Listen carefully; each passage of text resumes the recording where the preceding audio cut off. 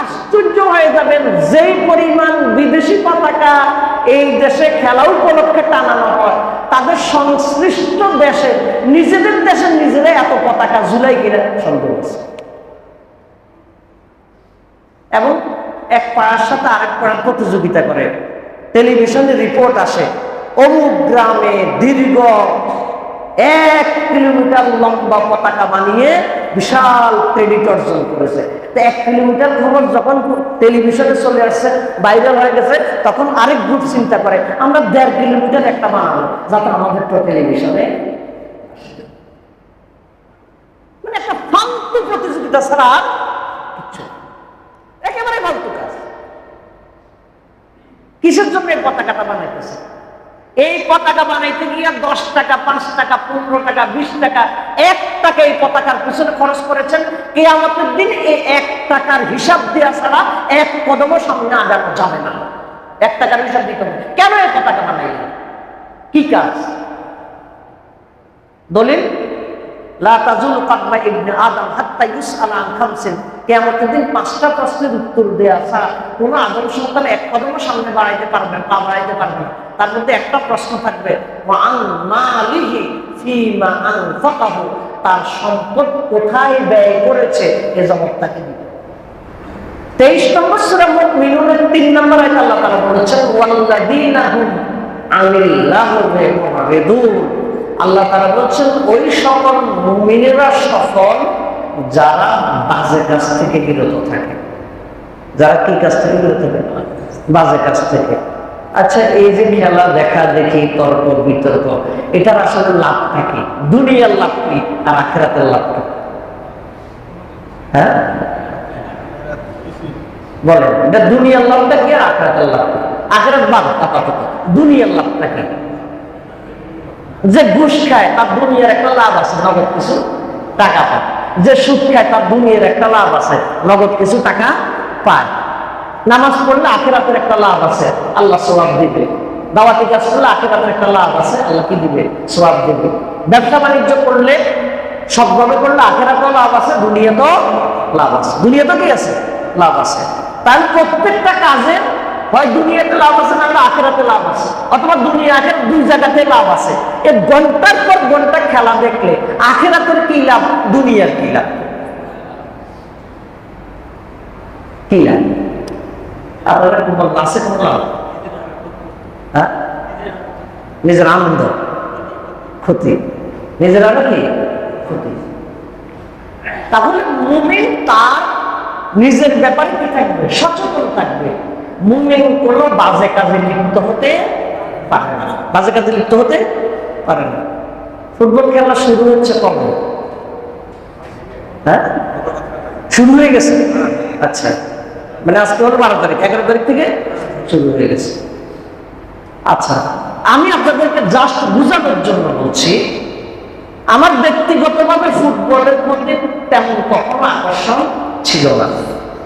এই জন্য হুজুরে তো ফুটবলের বিরুদ্ধে বলতেই পারে, যেহেতু এটার ব্যাপারে হুজুরে কি নেই, আকর্ষণ কখনো ছিল না।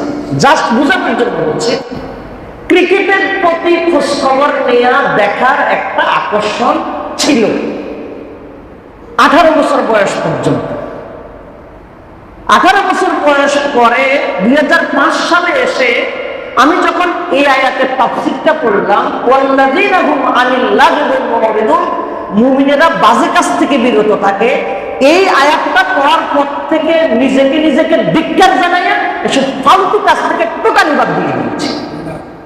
টোটালি বাদ দিয়েছি, একেবারে ফালতু কাজ। কি লাভ আমার? قال الله تعالى في كلامه المجيد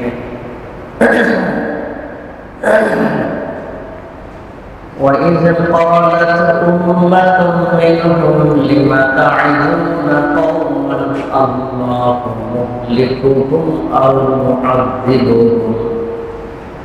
معذبهم عذابا شديدا قالوا معذرة إلى ربكم ولعلهم يتقون. وقال تعالى في آية أخرى والذين هم عن اللغو معرضون قال رسول الله صلى الله عليه وسلم ألا كلكم راع وكلكم مسؤول عن رعيته أو كما قال عليه الصلاة والسلام সম্মানিত মুসল্লিগণ, ইমানদার মুসলমান ভাইরা, মহান মালিক আল্লাহ রাব্বুল আলামিন আমাদেরকে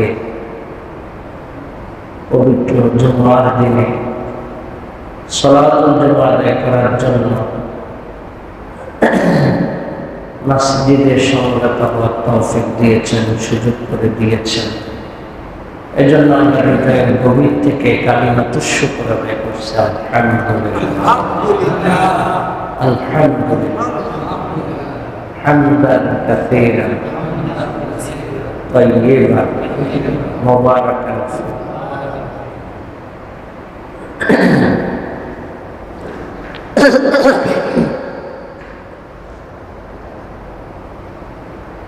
দুরূদ ও সালাম পেশ করছি মানবতার মহান শিক্ষক সাইয়্যিদুল মুরসালিন খাতামুল আম্বিয়া বিশ্বনবী মুহাম্মদুর রাসূলুল্লাহ সাল্লাল্লাহু আলাইহি ওয়াসাল্লামের প্রতি।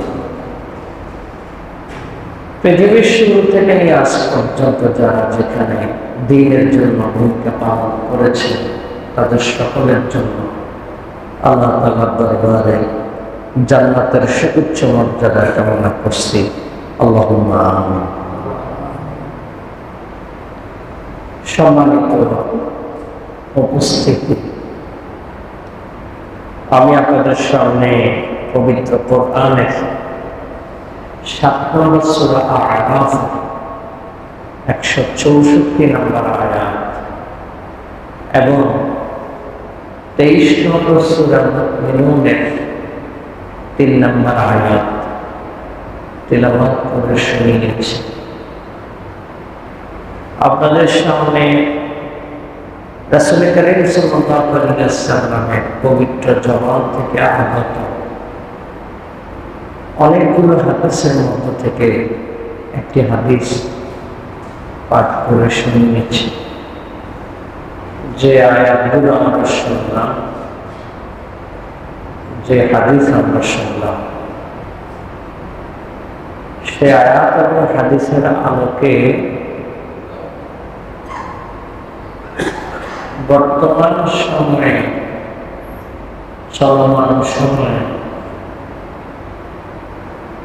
বিশ্বকাপের যে উন্মাদনা, যে উত্তেজনা, এসব ব্যাপারে মুমিন হিসাবে আমাদের দৃষ্টিভঙ্গি কেমন হওয়া উচিত, আজকে আমরা কোরআন এবং হাদিসের আলোকে সেগুলো জানার জন্য চেষ্টা করব ইনশাআল্লাহ। আমা তাওফীকি ইল্লা বিল্লাহ আলাইহি তাওয়াক্কালতু ওয়া ইলাইহি উনীব ওয়া হুয়া রাব্বুল আরশিল আযীম।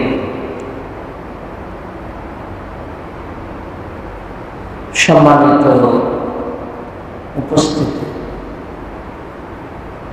আল্লাহ রাব্বুল আলামিন পবিত্র কোরআনের 7 নম্বর সূরা আ'রাফ 164 নম্বর আয়াতে বলেন, وَإِذْ قَالَتْ أُمَّةٌ مِّنْهُمْ, এটা হলো দাউদ আলাইহিস সালামের উম্মতের কথা আল্লাহ তাআলা উল্লেখ করেছেন।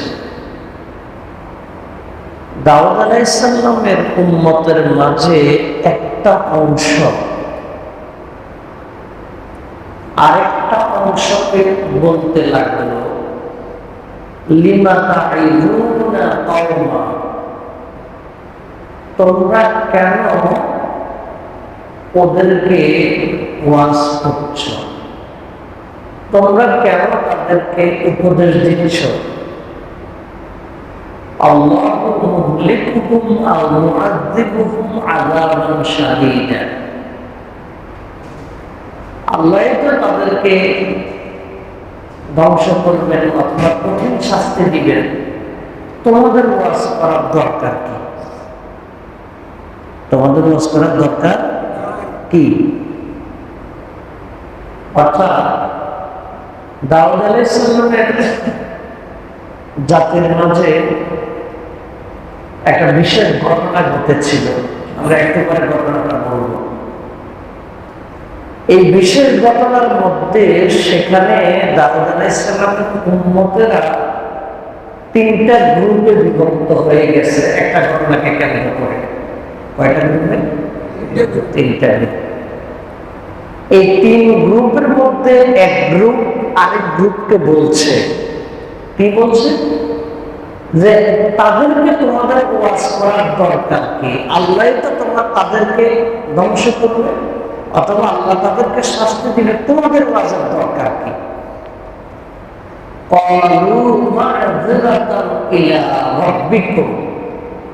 যাদেরকে প্রশ্ন করা হলো তারা জবাব দিল, আমাদের ওয়াজের কারণ হলো যাতে আমরা আল্লাহর কাছে বলতে পারি আমরা আমাদের দায়িত্ব পালন করছি। আমাদের ওয়াজের কাজ হলো এটা, মাযরাতান ইলা রাব্বিকুম, যাতে তোমাদের রবের কাছে গিয়ে বলতে পারি যে আমরা আমাদেরটা দায়িত্ব পালন করছি। ওয়ালা আল্লাহুম ইয়াত্তাকুন, এবং আশা করা যায় আমাদের এই ওয়াজের কারণে তাদের কেউ কেউ ভালো হতেও পারে। তারা এখান থেকে আল্লাহর ভয় শিক্ষা নিতেও পারে, আশা করা যায়। আচ্ছা, এবার আমরা ঘটনাটা একটু জেনে নিই। দাউদ আলাইহিস সালামের জাতির মাঝে একটা বিশেষ ঘটনা ঘটেছে। সেটা হলো দাউদ আলাইহিস সালাম যখন কোরআন তেলাওয়াত করতেন তখন দাউদ আলাইহিস সালামের কোরআন তেলাওয়াতের তার কিতাব জাবুর তিনি যখন তেলাওয়াত করতেন তার কণ্ঠস্বরটা এত সুমধুর ছিল, পশু পাখিরা এবং পানির মাছ এগুলো তার কণ্ঠস্বর শোনার জন্য নদীর কিনারে চলে আসতো। তাদের জাতির মাঝে শনিবারটা ছিল বিশেষ মর্যাদার দিন, বিশেষ মর্যাদার দিন ইহুদি জাতির মাঝে। আর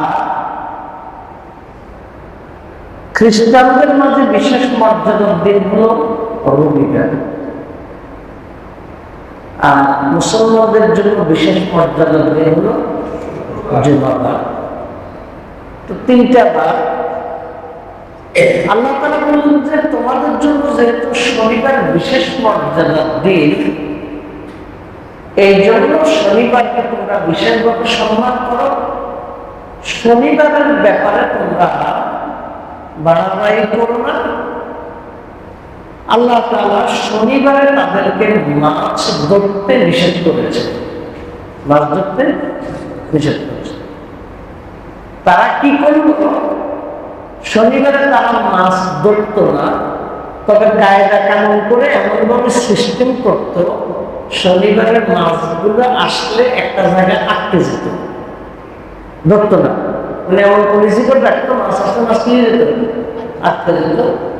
রবিবারে গিয়ে তারা ধরত, মানে শনিবারে ধরতো না, কিবারে ধরতো। কিন্তু এটা কি করছে? চালাকি করছে। তো এই চালাকি আল্লাহ তাআলা বুঝেন না, বুঝেন। আল্লাহ তাআলা এটার কারণে তাদের উপরে অসন্তুষ্ট হলেন। এই মাছ ধরার ঘটনা নিয়ে তিনটা গ্রুপ হলো। কয়টা গ্রুপ? তিনটা গ্রুপ। একটা গ্রুপ এই মাছ ধরার কাজে জড়িত হয়ে গেল, মাছ ধরার কাজে জড়িত হয়ে গেল। আরেকটা গ্রুপ আল্লাহ তাআলার নিষেধ, নবীর নিষেধ, এটার প্রতি সম্মান দেখাইয়া তারা এই বিধানটাকে সম্মান করেছে, এই বিধানকে লঙ্ঘন করে নাই, অর্থাৎ তারা মাছ ধরে নাই। কয়টা গুণ বলুন? দুইটা। একটা ধরেছে আর একটা ধরে নাই। যারা ধরে নাই তারা মাছ ধরাওয়ালাদেরকে নিষেধ করছে যে তোমরা কাজটা অন্যায় করছো, আল্লাহ তাআলা নিষেধ করেছেন, আল্লাহর নবী দাউদ নিষেধ করেছেন, তারপরে তোমরা এই কাজটা করতেছে, এই কাজটা তোমাদের ঠিক হচ্ছে না। তারা নিজেরা বেঁচে ছিল, যারা অন্যায় করতেছে তাদেরকে বাধা দিয়েছে। কয়টা গ্রুপ গেল? আরেকটা গ্রুপ হল 3 নাম্বার গ্রুপ, যেটা হলো সুশীল। কি গ্রুপ? সুশীল গ্রুপ, বুদ্ধিজীবী গ্রুপ। নিজেরা মাছ ধরেও না, আবার যারা ধরে তাদেরকে মানাও, ওনারা সুশীল বুদ্ধিজীবী। দেখি পরিস্থিতি কোন দিকে যায়, দেখি পরিস্থিতি কোন দিকে। অর্থাৎ সরাসরি অন্যায়ের সাথে সংযুক্ত হয় নাই, আবার অন্যায়ের বিরোধিতা করবে ওই দৃঢ়তম তাদের মধ্যে ছিল না। এবার যারা অন্যায় নিজেরা করতেছে না, ভালো মানুষ, এবং অন্যায়কারীদেরকে বাধা দিচ্ছে, ওই সুশীলরা বলতেছে লিমাতা ইযুনা কওমান, এদেরকে ওয়াজ করার দরকার কি? তাদের শাস্তি দিবে, নাহলে তাদের অপরাধ হবে, এগুলো সব আল্লাহর কাজ, তোমাদের এত ওয়াজের দরকার কি? এই জাতীয় সুশীলকে দেশে আছে কিনা? অভাব নাই। কেউ ইসলাম মানলে মানবে, না মানলে নাই, আপনার তো বলার দরকার কি? আল্লাহর হিসাব আল্লাহ করবে, বলে না? বিশাল বড় সুশীল, বিশাল বড় সুশীল। তো যারা অন্যায় কাজে বাধা দিচ্ছে তারা বলল যে মাযরাতান ইলা রাব্বিকুম, আমরা এই দায়িত্বটা এই কারণেই পালন করছি যাতে আমরা আল্লাহর কাছে গিয়ে বলতে পারি যে আল্লাহ, আমরা আমাদের চেষ্টা করেছি, ওয়ালা আল্লাহুম ইয়াত্তাকুন, এবং আমাদের এই চেষ্টার কারণে আশা করা যায় তারা ভালো হতে পারে। সবাই না হোক, কেউ না কেউ তো কি হতে পারে, ভালো হতে পারে।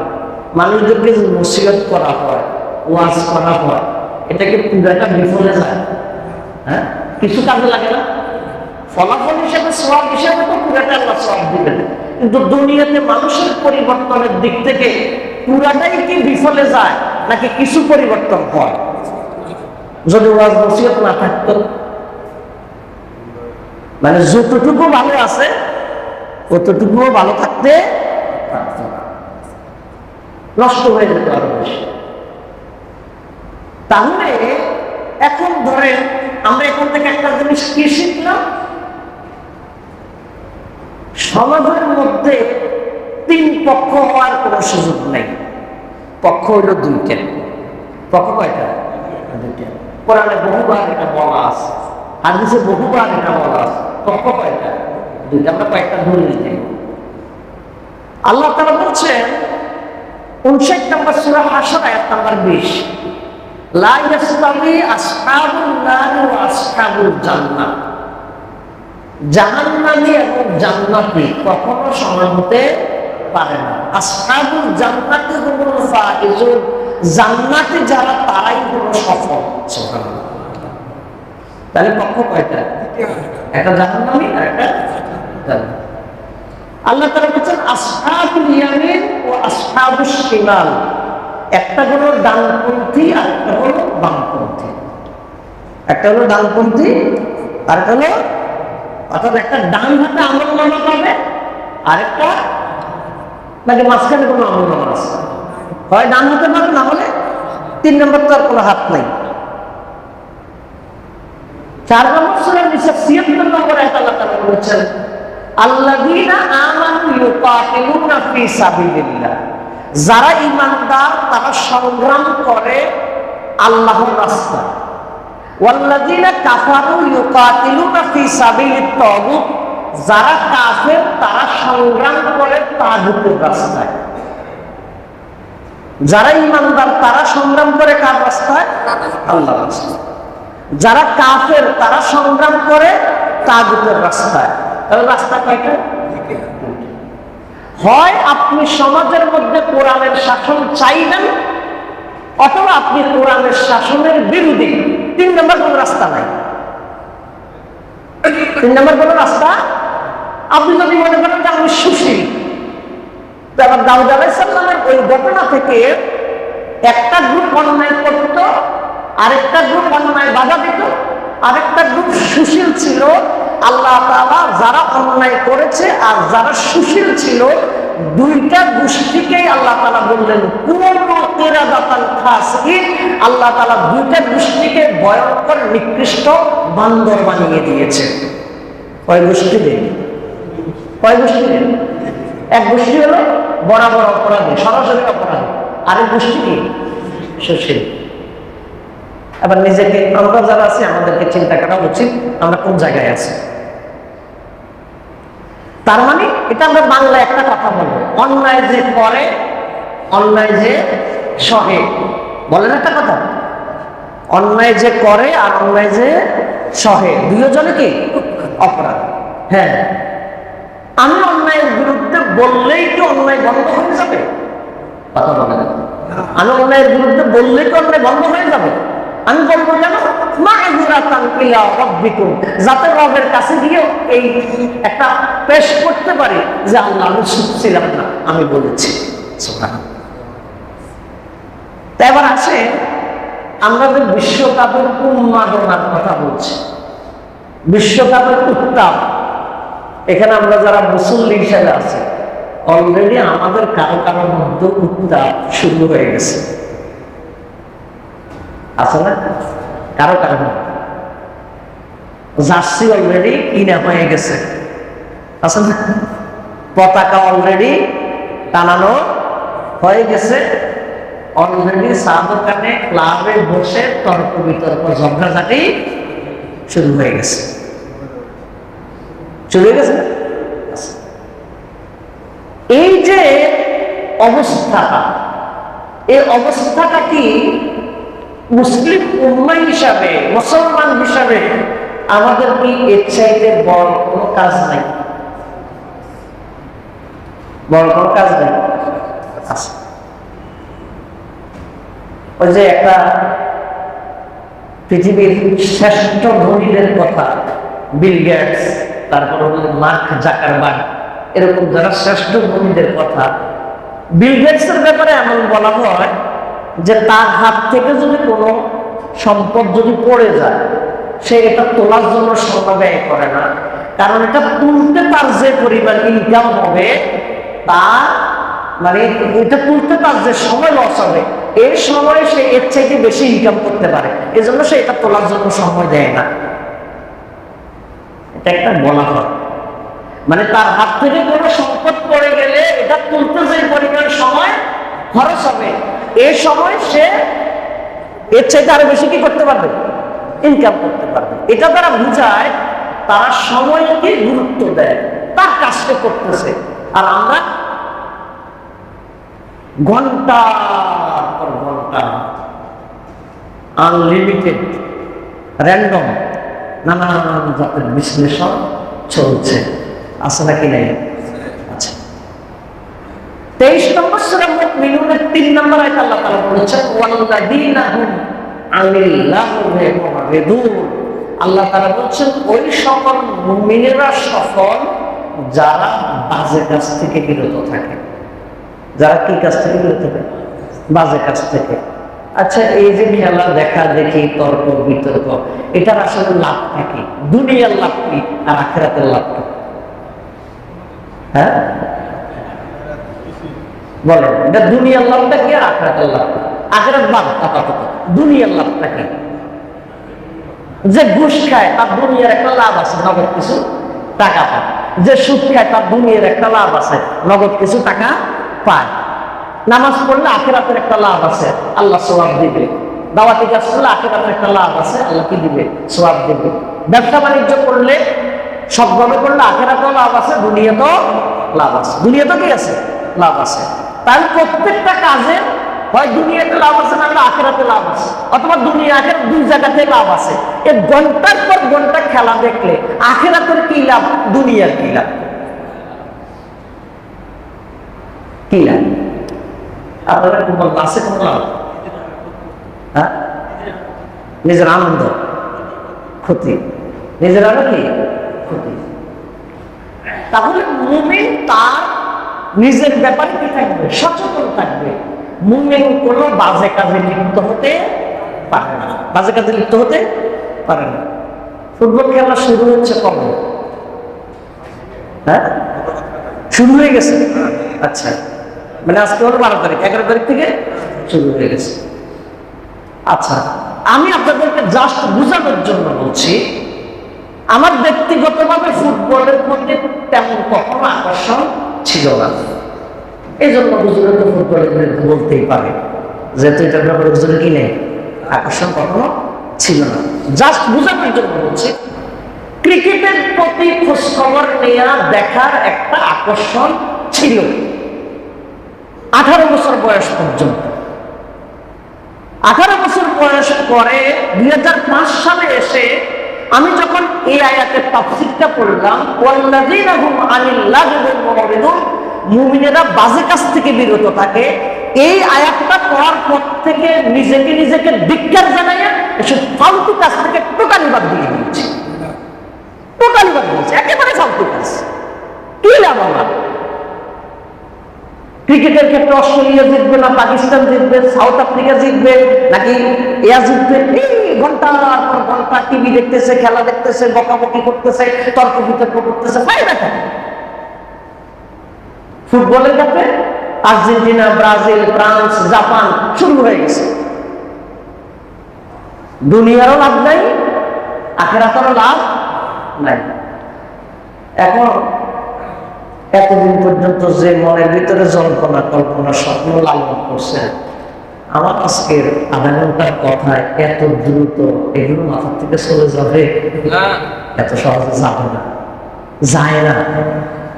আমরা আল্লাহর কাছে দোয়া করছি, আল্লাহ তাআলা যেন আমাদের মুসলিম চেতনাবোধ আমাদের যাদের মধ্যে আছে, আল্লাহ যেন আমাদেরকে এরকম বাজে কাজ থেকে ফিরাইয়া রাখে।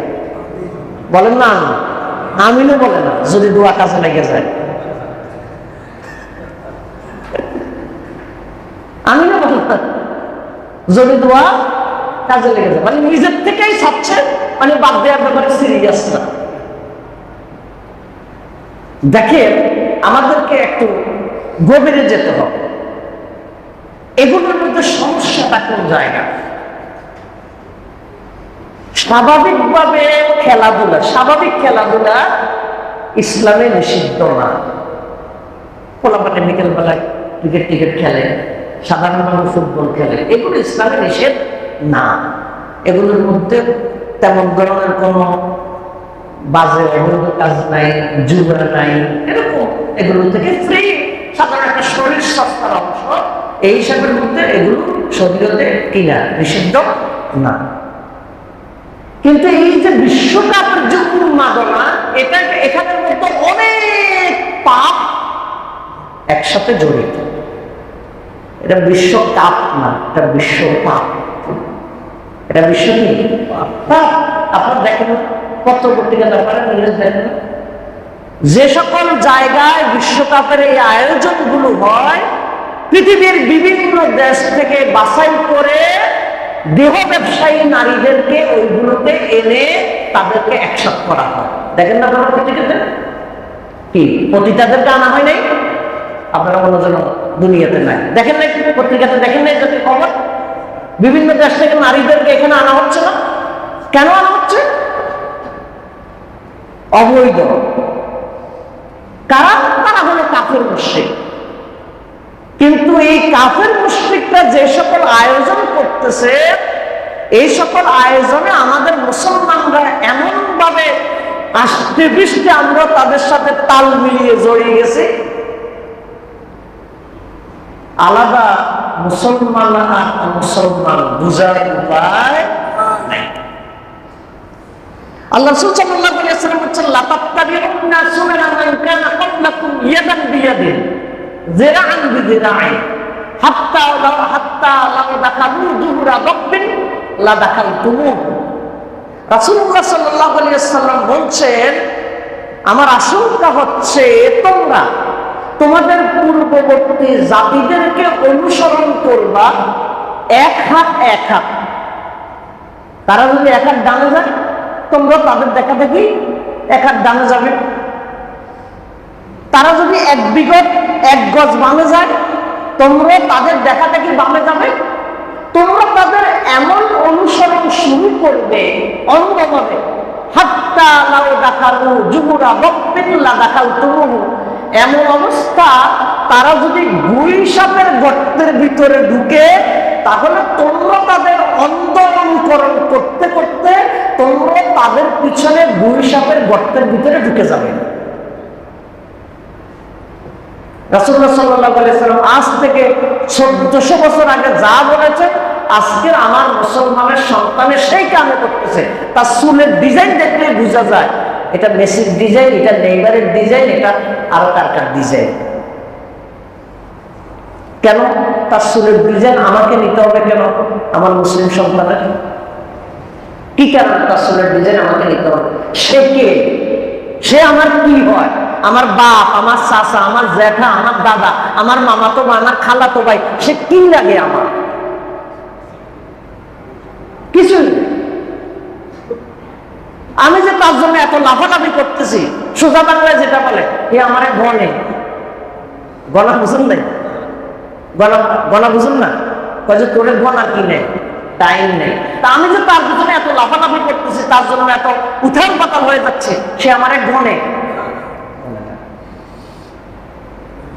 দুর্ভাগ্যজনক ভাবে আপনি দেখবেন, বাংলাদেশে তো পতাকা তো দেখতেছি, আপনি আশ্চর্য হয়ে যাবেন যেই পরিমাণ বিদেশি পতাকা এই দেশে খেলা উপলক্ষে টানানো হয়, তাদের সংশ্লিষ্ট দেশে নিজেদের দেশে নিজেরাই এত পতাকা ঝুলাই কিনা সন্দেহ আছে।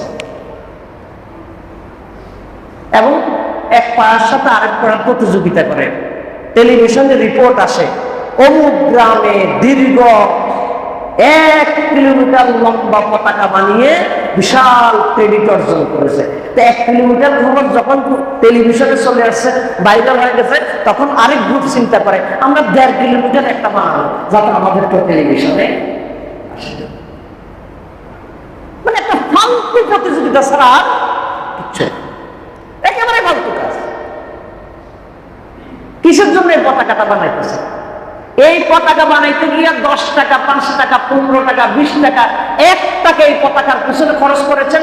কিয়ামতের দিন এই 1 টাকার হিসাব দেওয়া ছাড়া 1 কদমও সামনে আগানো যাবে না।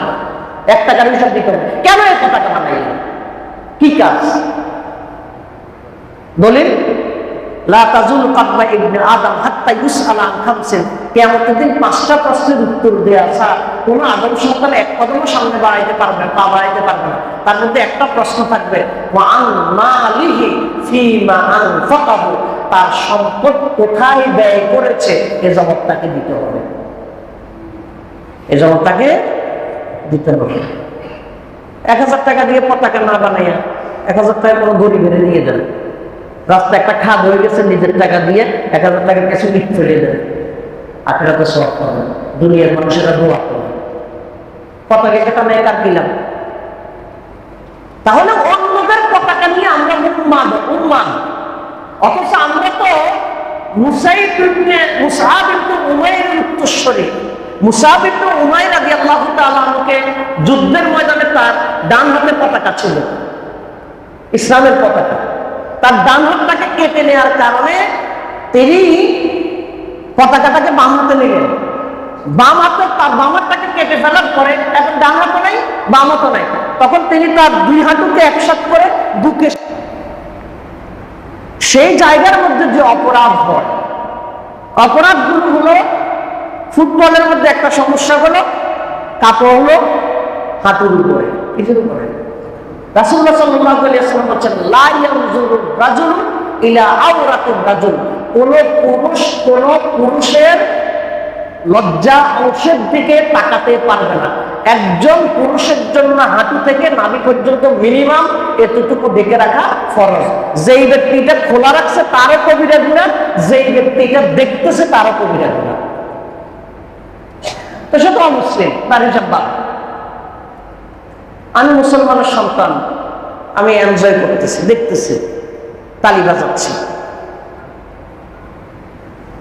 আর যে এগুলো হলো জুয়ার আসর। কিসের আসর বলেন না, কিসের আসর? এবং আমরা আগে জানতাম না, হয়তো 2-4 বছর ধরে এটা জানি। নাউজুবিল্লাহি মিন যালিক। এগুলো নাকি এমন অবস্থা, পাড়ায় মহল্লায় প্রত্যেক দোকানে দোকানে ক্লাবে ক্লাবে কে কয়টা গোল দিবে এটা নিয়ে নাকি বাজিও ধরা হয়। বাজি ধরা হয় না মানে কোথায়, মানে কোথায় আমরা যাচ্ছি? কোন জায়গা 5000 কিলোমিটার দূরে কে খেলতেছে, সে কয় গোল দিবে আর কয় গোল দিবে না, এটা আপনি আমি গায়েব জানি, কথা বলেন, গায়েব জানি। তো কিভাবে বাজিটা ধরা হয়? আন্দাজ মানলাম, লাগলে তো লাগলো, না লাগলে এটা হলো আপনার আমার মহল্লার আমরা যারা সিসকে, এটা হলো আমাদের অবস্থা। আর ইন্টারন্যাশনালি এগুলো এক একটা দলকে এক একটা দলে কিনে নেয়, কিনে আন্তর্জাতিক বাজার তারা জুয়া ছাড়ে বাজি ধরে আগে থেকেই বুকিং করে নেয় যে আমি এত টাকার বাজি ধরবো, তুই ওই এত গোল দিয়ে দিবি, সে তার সাথে আপোষ হয়ে যাবে। এভাবে আন্তর্জাতিকভাবে জুয়ার বাণিজ্য করা নানান অপরাধ একসাথে। তাহলে বিশ্বকাপ না বিশ্বপাপ? বিশ্ব সহযোগিতা করতেছে কে? আপনি আমি। অথচ আল্লাহ তাআলা বলছেন তাআওয়ানু আলাল বিররি ওয়াত তাকওয়া ওয়া লা তাআওয়ানু আলাল ইসমি ওয়াল উদওয়ান। পরস্পর পরস্পরকে তাকওয়ার কাজে, নেকির কাজে, ভালো কাজে সহযোগিতা করো, অন্যায়ের কাজে, আল্লাহ বিরোধী কাজে, পাপাচারের কাজে কেউ কাউকে সহযোগিতা করিও না।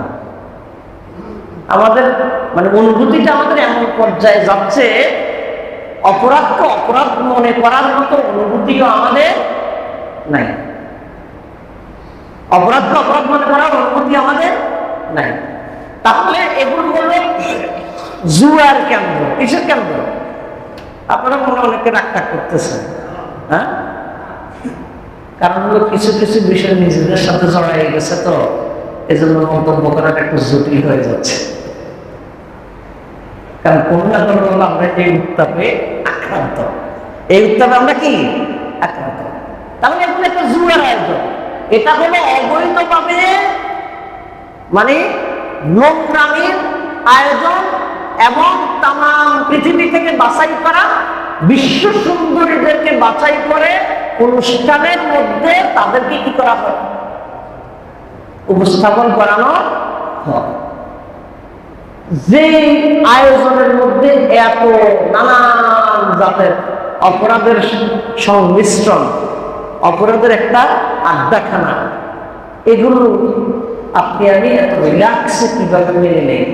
আপনার চোখের মধ্যে যদি বালু পড়ে, চোখের মধ্যে যদি কি পড়ে? বালু পড়ে, চোখের অবস্থাটা কি হবে? খসখস করে না? কথা বলুন, খসখস করে না? চোখটা কি স্বাভাবিক হয়? আপনি যদি এমন একটা খবর পান যে আপনাকে হঠাৎ করে ফোন করলো যে আপনার ছেলের এক জায়গায় কিডন্যাপ করে নিয়ে যাচ্ছে, আপনি ফোনটা সাথে পাওয়ার সাথে সাথে আপনার শরীরের অবস্থাটা কি হবে? প্রতিক্রিয়াটা কেমন হবে? চোখের মধ্যে বালু পড়লে আমার খসখস করে, আমার পরিবারের উপর কোনো বিপদ হয়ে যাচ্ছে, হঠাৎ এই খবরটা আসলে আমার কাছে একটা অস্থিরতা তৈরি হয়, আমার ইমান আমার সব ধ্বংস করে দিচ্ছে, এটা নিয়ে আমার একটু অস্থিরতা তৈরি হয় না?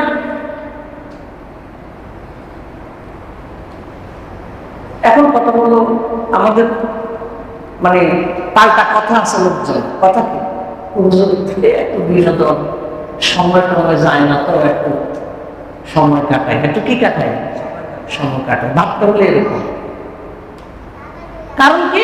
কারণ হলো এই যে এর চাইতে বড় কোনো কাজ যে আমার সামনে নাই। আমার সামনে যদি এর চাইতে বড় কোনো কাজ থাকতো, তাহলে আমি কি এত ফালতু কাজে সময় দিতে পারতাম?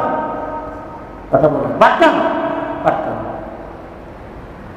তাহলে এগুলো মদ জুয়ার একটা আয়োজন, একটা সতর্কতার একটা আয়োজন, আন্তর্জাতিক একটা জুয়ার আয়োজন। আমাদের কাজ হলো আমরা এগুলোর ব্যাপারে সতর্ক থাকা। কি থাকা? সতর্ক থাকা।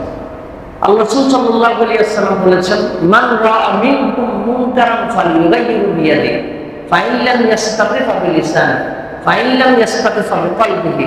তোমাদের মধ্যে কেউ যখন কোনো অন্যায় হতে দেখে সে যেন হাত দিয়ে বাধা দেয়, না পারলে সে যেন মুখ দিয়ে বাধা দেয়, মানে বাধাদের মধ্যে পরিবর্তন করার জন্য চেষ্টা করে। এটাও যদি সে না পারে অন্তর দিয়ে সে পরিবর্তন করার জন্য উদ্যোগ নিবে। যালিকা আযআফুল ঈমান। রাসূলুল্লাহ সাল্লাল্লাহু আলাইহি ওয়াসাল্লাম বলেন, অন্তর দিয়ে পরিবর্তন করা, ঘৃণা করা, এতটুকুর মধ্যে থাকা এটা হলো দুর্বল ঈমান।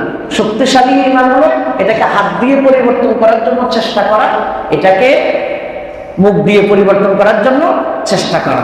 তাহলে আমাদের দায়িত্ব হলো আমাদের অধস্তন যারা আছে, আমাদের ছেলে মেয়ে নাতিপুতি যারা আছে, তাদেরকে এসব জায়গা থেকে ফিরিয়ে রাখার মোটিভেশন দেওয়াটা এটা আমাদের দায়িত্ব।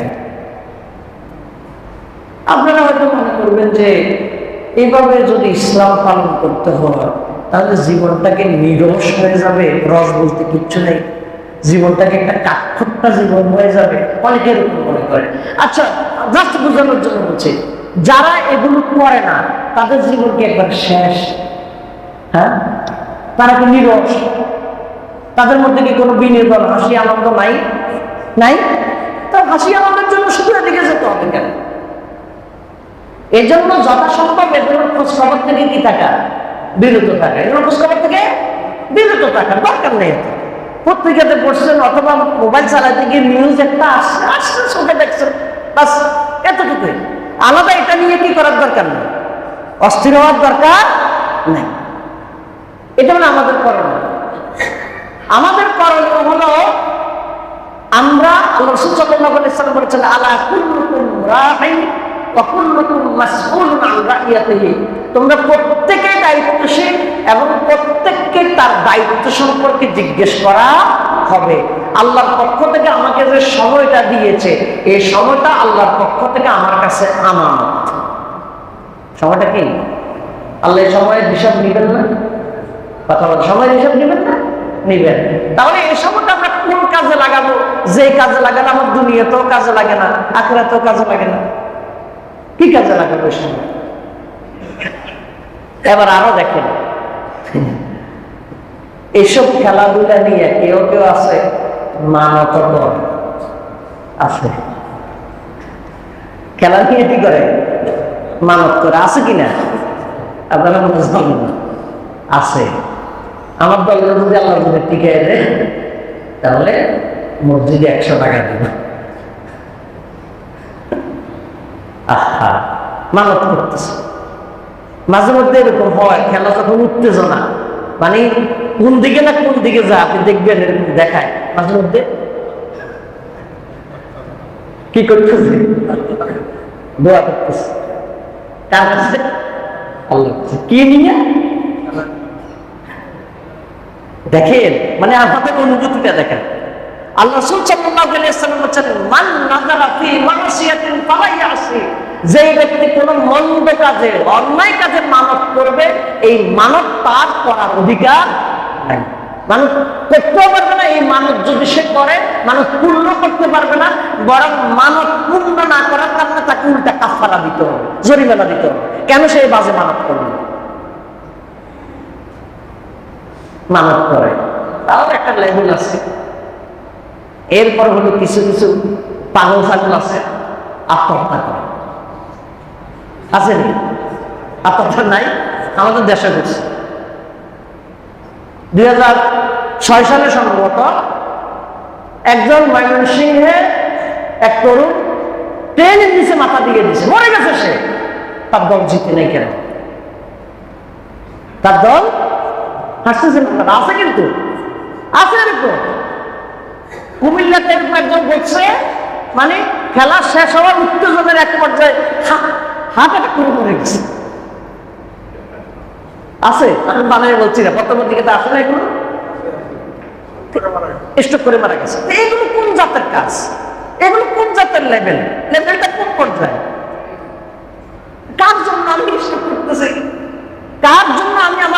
থাকে এভাবে, নাউজুবিল্লাহি মিন যালিক। আত্মহত্যা করা তো ভয়ঙ্কর অপরাধ। ওয়ালা তাকতুলু আনফুসাকুম ইন্নাল্লাহা কানা বিকুম রাহিমা।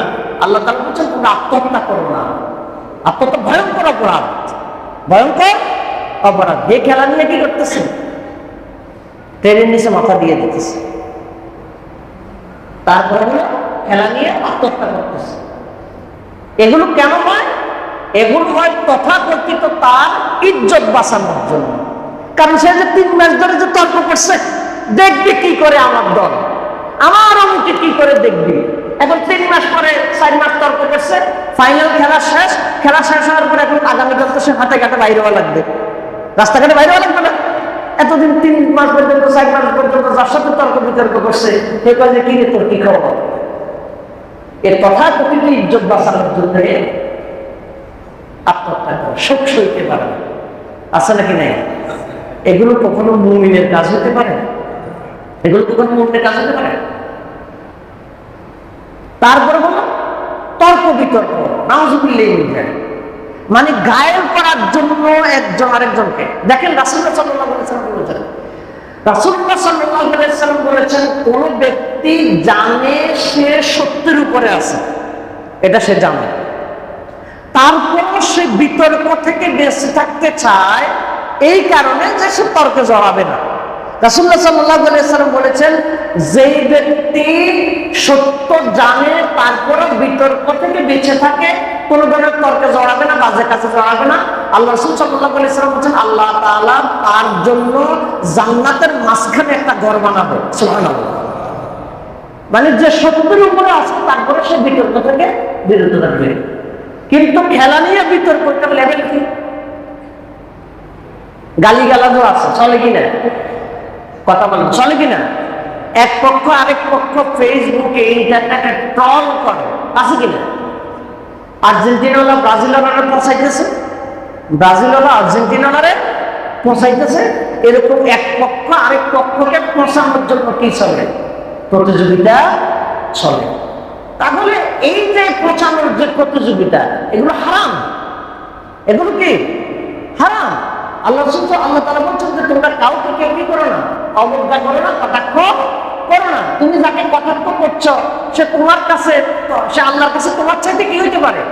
ভালো হতে পারে, কিন্তু কটাক্ষ করছে। তার মানে এই জাতীয় উন্মাদনাগুলো অনেক অপরাধের সমষ্টি। আমাদের দুর্ভাগ্যজনক হলো আমাদের এর চাইতে বড় কোনো কাজকর্মের এজেন্ডা না থাকার কারণে আমরা এই খুচরা বিষয়গুলোতে আমরা কি হয়ে যাচ্ছি, জড়িয়ে যাচ্ছি। আল্লাহ রাব্বুল আলামিন আমাদের সবাইকে নানামুখী বাজে কাজ থেকে সতর্ক এবং সচেতন থাকার তৌফিক দান করুন। আল্লাহ তাআলা আমাদেরকে এই জাতীয় অন্যায় উন্মাদনা থেকে আল্লাহ তাআলা আমাদেরকে বেঁচে থাকার তৌফিক দান করুন। আল্লাহুম্মা সুবহানাকা আল্লাহুম্মা বিহামদিকা আশহাদু আল্লা ইলাহা ইল্লা আনতা আস্তাগফিরুকা ওয়া আতুবু ইলাইক। আসসালামু আলাইকুম।